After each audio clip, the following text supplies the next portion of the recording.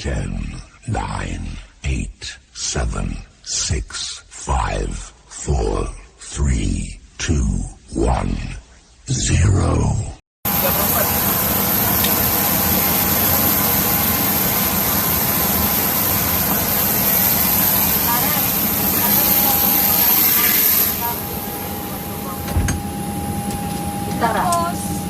Say goodbye to all passengers and thank you for flying Garuda Indonesia, member of SkyTeam.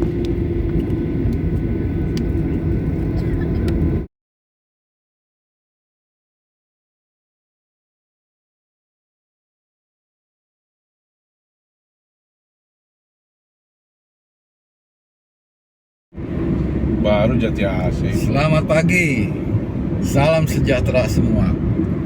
Salam Cipro Properti Pancasila. Yes, yes, yes. Selamat pagi teman-teman. Seperti biasa, kita akan menuju ke TKP, tempat komunikasi komunitas properti. Kita akan bahas satu persatu, mempilah-pilah bagian ilmu kepropertian, bagian ilmu untuk kita menuju ke pembangunan development atau kepemilikan suatu properti, baik berbentuk dalam residen, perumahan, atau dalam bentuk apartemen, kondotel, ataupun dalam bentuk ruko maupun gedung, gudang, barn, dan lain-lain sebagainya. Karena disitulah letak fungsi-fungsi arti properti yang kita bahas nanti berikutnya, sesuai dengan aturan main yang ada di negara kita ini, negara Kesatuan Republik Indonesia. Karena aturan yang ada kita mainkan itu agar kita tidak menyimpang dari aturan yang ada yang sudah ditentukan di dalam negara ini. Properti adalah suatu wadah yang ada di dalam negara ini untuk suatu tempat kediaman, tempat tinggal, tempat mencari ilmu, tempat untuk mencari rezeki, tempat untuk menjadi saluran berkat, dan tempat segala-galanya. Demikian. Itulah yang nanti akan kita uraikan untuk berikut. Oke, lanjut berikutnya. Halo, semangat teman-teman, salam sukses, salam sejahtera. Kita sekarang sudah sampai di tempat TKP, tempat komersial properti, yaitu adalah salah satu properti ruko. Namun sebelum kita meninjau kemudian, kita akan membahas kembali salah satu di antara elemen-elemen properti yang berfungsi sangat vital. Sangat vital adalah salah satu di antaranya adalah pengadaan air. Air adalah kebutuhan yang sangat penting di dalam hal properti. Karena air itu adalah sumber dari segala sumber kehidupan. Tanpa air manusia maka tidak akan bisa berfungsi, tidak akan bisa bermanfaat sedemikian rupa. Ya, karena itu mari kita menelusuri delik-delik atau alur-alur pembuatan air. Pembuatan air adalah ada dua, yaitu pertama dari PDAM. PDAM adalah perusahaan dagang air minum atau perusahaan daerah air minum. Yang kedua adalah pemasangan air dari PAM swadaya, swasta dari pemerintahan setempat, yang biasa dilakukan oleh otoriter daerah masing-masing, yaitu seumpamanya dia buat satu lahan usaha air untuk kebutuhan masyarakat setempat, yang seperti biasanya dilakukan oleh otonomi daerah masing-masing, contohnya kelurahan ataupun swadaya swasta, pemilik sendiri, owner sendiri. Itulah salah satu diantaranya. Ada dua cara kita untuk menempatkan atau membutuhkan kebutuhan air. Tinggal kita sebagai pemilik atau yang punya properti baik dalam residen, apartemen, kondotel, hotel, gudang maupun lain-lainnya, maka akan memerlukan kebutuhan air untuk di pemasangan berikutnya. Pemasangan air sebelumnya maka harus disesuaikan dengan legalitasnya. Pertama adalah mengajukan legalitas penggunaan air, yaitu adalah untuk mengambil surat-surat penggunaan air secara resmi. Yang demikian sehingga maka akan terjadi surat-surat nanti yang akan dibuat dari perusahaan air minum sesuai dengan kebutuhan pemakaiannya, menjadi anggaran tiap bulan pembayaran air. Namun sebelum keluarnya tagihan anggaran air, maka mereka akan membuat satu saluran air yang untuk dibutuhkan pada si pemakai atau si konsumen, yaitu salah satunya adalah pemasangan air seperti demikian. Pemasangan airnya adalah sambungan SLO, sambungan langsung operasional air PDAM maupun PAM swadaya. Kemudian dari sambungan itu dipasang start meter ukuran untuk pemakaian air, yaitu dengan keran yang disegel, yaitu ini keran yang disegel. Kemudian dengan start meterannya, ukuran pemakaian yang digunakan, berapa dipakai air yang dibutuhkan oleh kebutuhan si pengguna atau si konsumen yang memakai air, berapa banyak, berapa kubik air yang dikeluarkan, hingga nanti bulan kemudian mereka yang menggunakannya akan tercatat berapa banyak air kubik yang digunakan, kemudian dijadikan berbentuk biaya yang berbentuk rupiah, maka akan ditagih berapa bulan tiap pemakaiannya.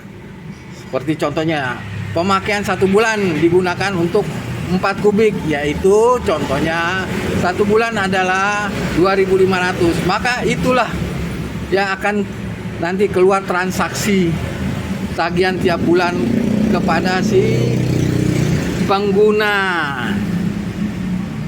air.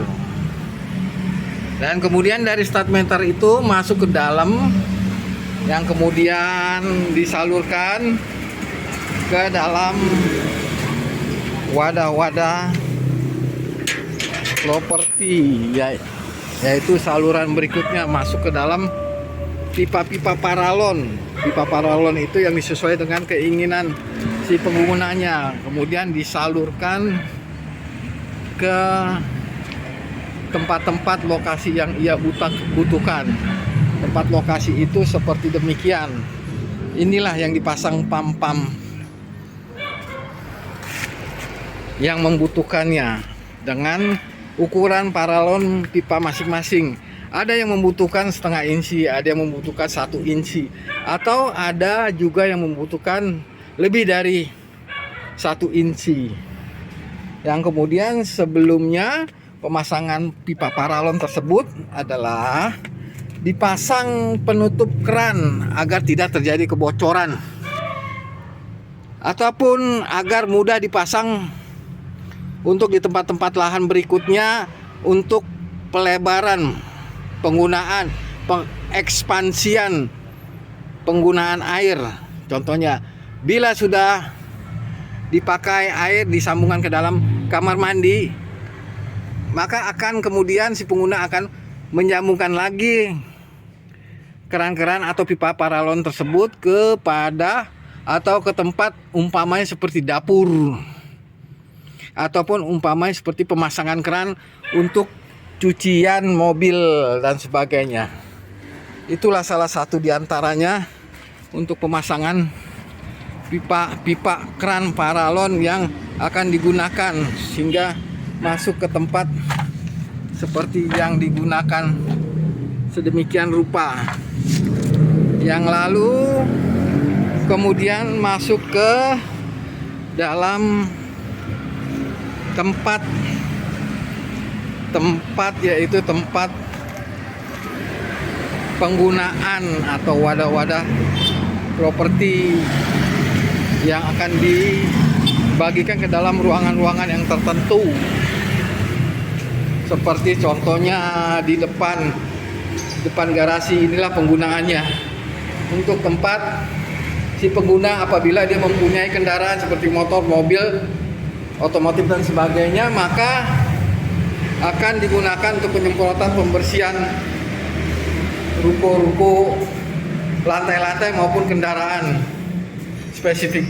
Kemudian lalu lari dipasangkan kembali ke kamar mandi, yaitu ini dia untuk penggunaan cuci kloset badan kamar mandi yang sedemikian rupa hingga menjadi penggunaan yang bermanfaat dalam penggunaan air yang spesifikasi yang ekonomis, yang hingga tidak terjadi terbuang-buang airnya ya, dengan teratur,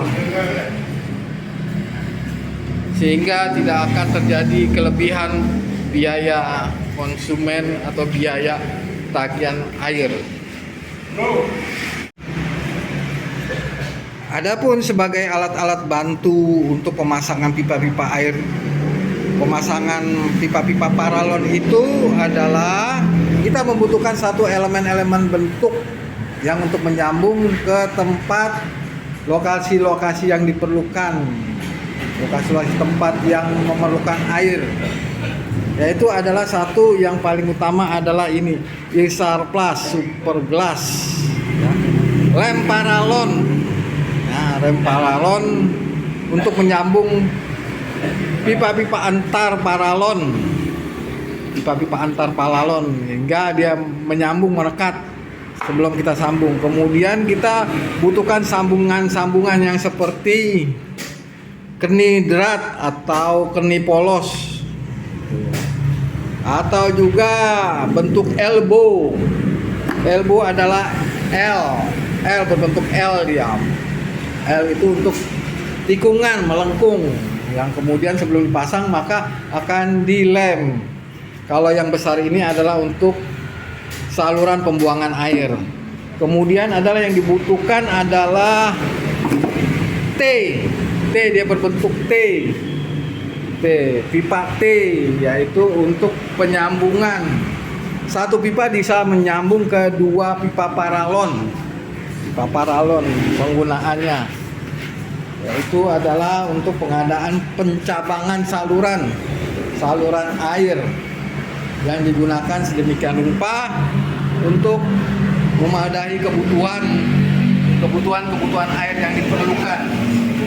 yang diperlukan untuk setiap hari, setiap menit, setiap detik, bahkan setiap waktu. Itulah yang akan digunakan. Seperti contohnya adalah ini adalah pipa T,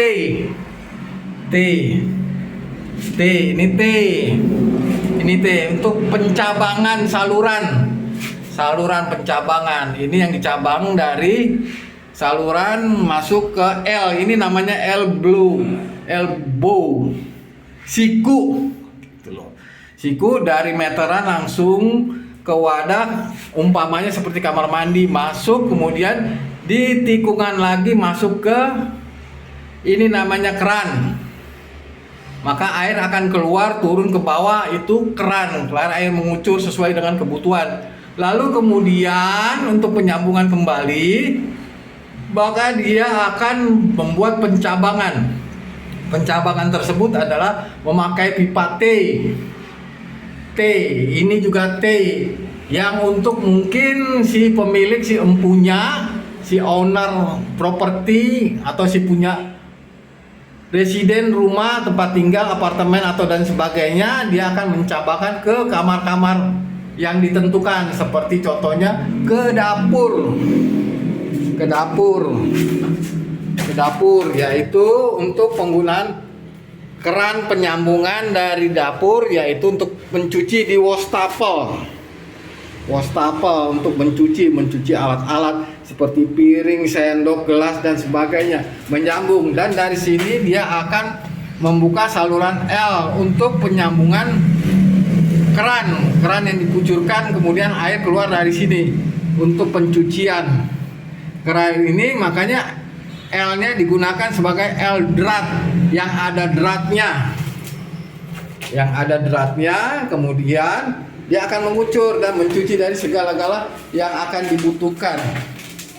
Itulah salah satu penggunaan dari keran air pump. Nah, penggunaan air pump itu seperti demikian, kita sudah ungkapkan bahwa air yang digunakan tergantung sesuai dengan yang diinginkan, yaitu dari PDAM, perusahaan daerah air setempat, maupun pam swadaya, hingga sesuai yang dibutuhkan masing-masing keperluan. Seberapa banyak kubik yang dikeluarkan, maka seberapa banyak yang dia butuhkan, maka kemudian seberapa banyak dia akan mengeluarkan biaya untuk pemakaian air yang digunakan, sehingga tidak terjadi penyimpangan atau penggunaan air atau pengocoran air di lain-lain tempat, atau ibaratnya overcost gitu, overwater. Jadi air mengucur yang dengan keluar dengan sia-sia, tanpa dikira, tanpa diungkapkan, sehingga sedemikian rupa maka air tersebut bermanfaat bagi kehidupan penggunaan manusia, hewan, binatang, kehidupan di setempat. Itulah salah satu adalah sarana prasarana penggunaan fungsi dari pemakaian air dalam wadah kepropertian, wadah kepemilikan pengguna apartemen, kondotel, hotel maupun tempat-tempat yang digunakan sedemikian rupa, hingga akan terjalin satu kesinambungan yang dipakai oleh masing-masing mereka yang memerlukan.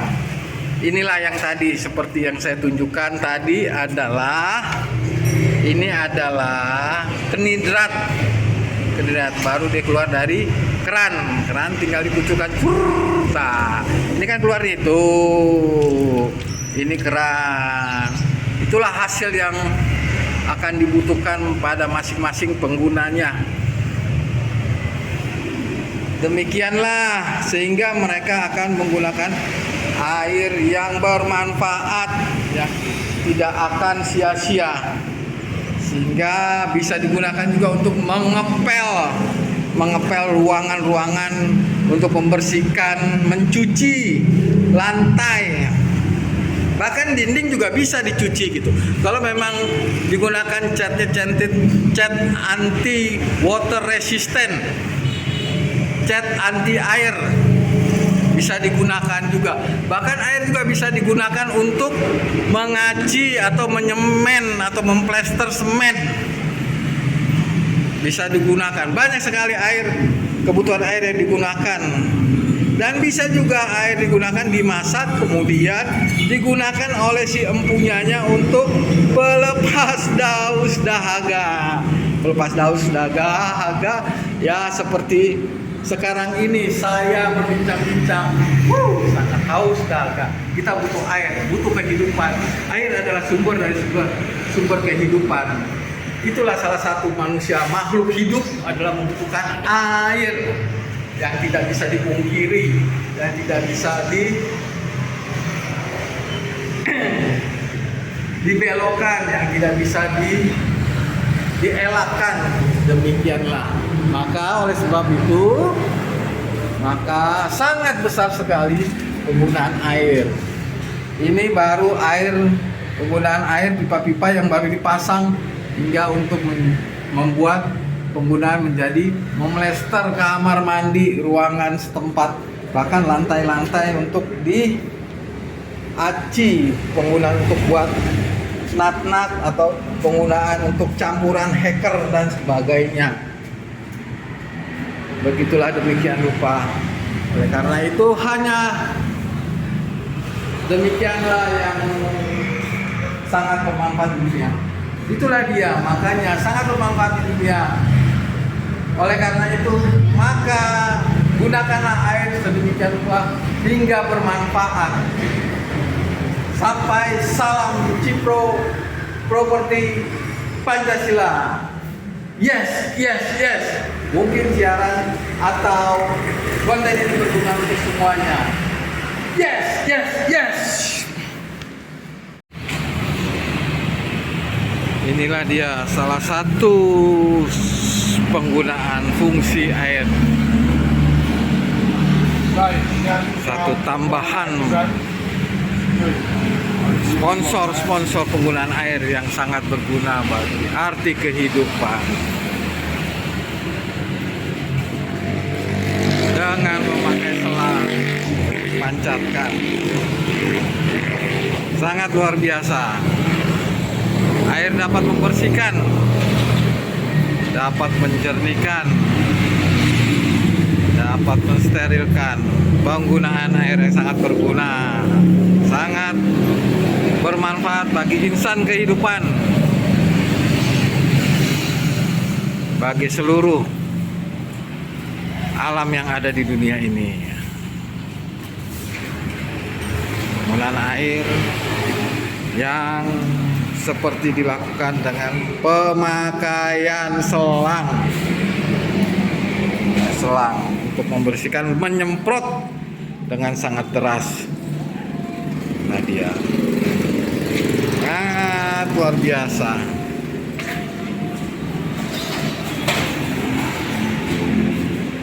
Setelah disemprot airnya, digunakan airnya, maka semua akan bersih. Bersih lantai, bersih ruangan, bersih seisinya, bersih tempat tinggal. Begitu pula bersih penghuninya, bersih hatinya, bersih pemikirannya, jernih semuanya. Sangat luar biasa manfaatnya. Kita tanamkan.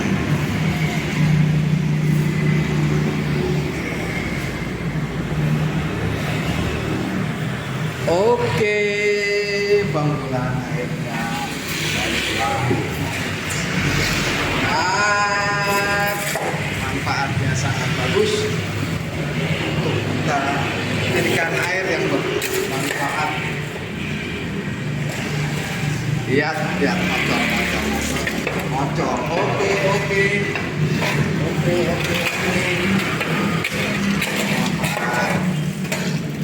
Luar biasa.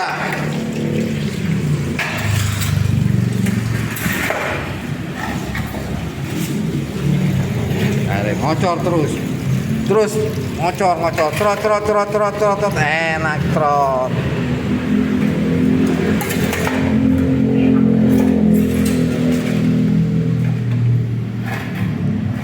Manfaatkan air untuk kehidupan yang berguna. Manfaatkan barang apa yang ada di dunia untuk kehidupan alam semesta, untuk kehidupan makhluk di dunia. Bersyukurlah kita mempunyai air, bersyukurlah kita tidak diberikan air, bersyukurlah apa yang kita lakukan dengan itu. Tingkah laku yang berpositif.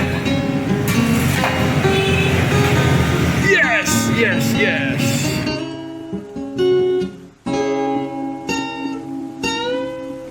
Tak bisa berhenti untuk memandangmu. Pandanganku terus tertuju padamu. Saat ku memandang dirimu pun juga memandangmu. Dan kau tersenyum manis padaku, hingga kau luluhkan hatiku. Jika video ini bermanfaat, bantu tekan like dan subscribe. Terima kasih. Yang ku nanti selalu akhirnya telah datang juga kasihku. Ku inginkan dirimu dan hatimu dan juga cintamu selalu kasihku. Salib sesuatu dan caramu memandang. Aku tak pernah tahu apa yang kau lihat saat kau memandangku. Namun matamu mengatakan segalanya padaku.